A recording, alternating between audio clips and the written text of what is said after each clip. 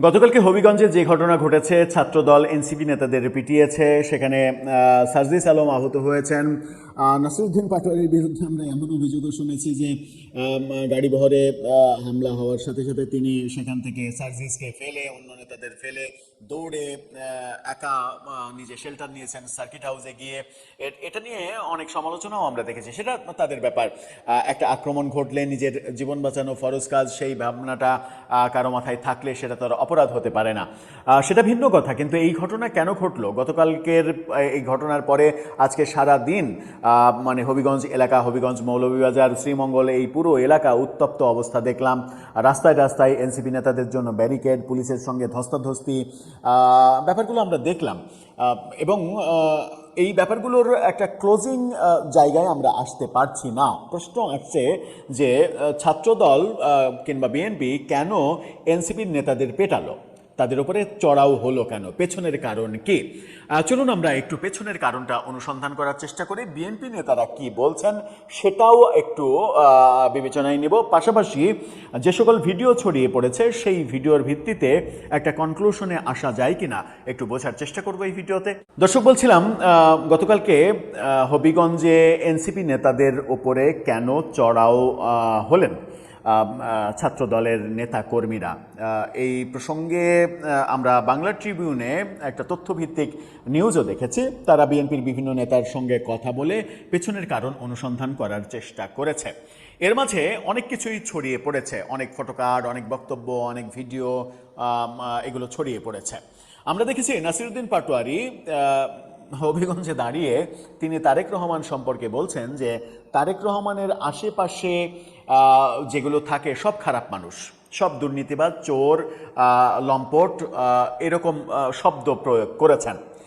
তো তারেক রহমান বাংলাদেশের প্রধানমন্ত্রী, তার আশেপাশে যদি সমস্ত লোকই খারাপ হন, বাংলাদেশে একমাত্র যদি এনসিপির নাসিরউদ্দিন পাটোয়ারি ভালো হন, তাহলে তো মুশকিল।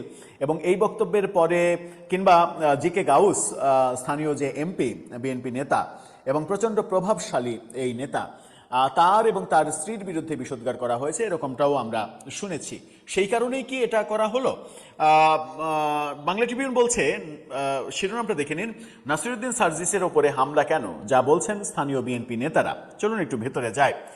গাড়িবহরে হামলা, এই ঘটনায় 15 জন আহত হওয়া, এনসিপি নেতারা কিছু সময় অবরুদ্ধ থাকা। সংশ্লিষ্টরা বলছেন মূলত প্রধানমন্ত্রী তারেক রহমান এবং স্থানীয় নেতাদের সমালোচনা করে বক্তব্য দেওয়ার জেরেই এই হামলার ঘটনা ঘটেছে। বিকেলে হবিগঞ্জ শহরের টাউন হল চত্বরে এনসিপির জুলাই পদযাত্রা এবং সমাবেশ অনুষ্ঠিত হয়।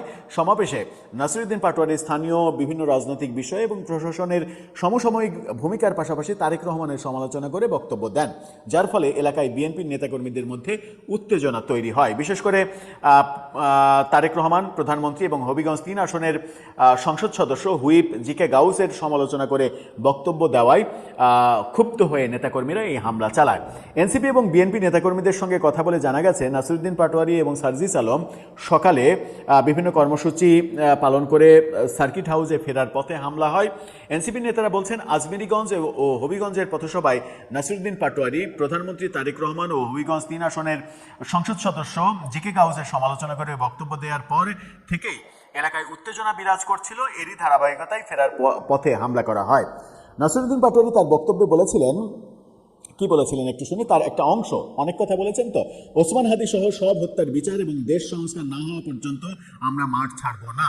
1400 শহীদের রক্তের উপরে পা রেখে তারেক রহমান দেশে ফিরে প্রধানমন্ত্রী হয়েছেন। নির্বাচনের আগে যাদের কাছ থেকে সরকার টাকা নিয়েছিল, এখন তাদের চাঁদাবাজির সুযোগ দেয়া হচ্ছে। অসৎ ব্যক্তিদের বিভিন্ন পদে বসিয়ে চাঁদাবাজি ও মাদক ব্যবসার লাইসেন্স দেয়া হচ্ছে। তিনি আরও বলেছেন, রাতে মাদক ব্যবসা করে আর দিনে চাঁদাবাজি করে, যাদের প্রশ্রয় দিয়ে তারেক রহমান নিজের পায়েই কুড়াল মারছেন।